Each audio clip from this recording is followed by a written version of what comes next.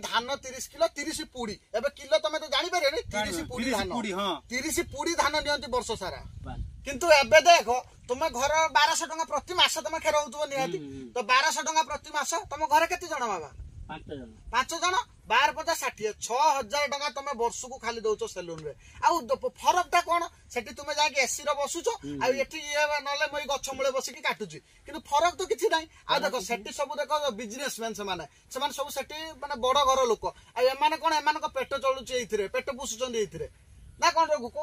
देख रे बाबा तुम्हें जो कथा कहून ना सी कौन जाई खेर ही पारथान नेपाल रो किंतु गोटे संपर्क गोटे बड़ जिंस बुझलो ना सी गोटे मोर सांग एठी बसे काटिबाटा भारी मोर गोटे अलग तापर आ गोटे देख रे बाबा एटा हमें करगी हम पेट पेटना पुसुछु बुझलो ना आ संपर्क गोटे बड़ कथा बुझलो ना मो हाथ गोटे चलची मोर 2 पैसा मोर इनकम करि पारुची बुझि पारछु ना।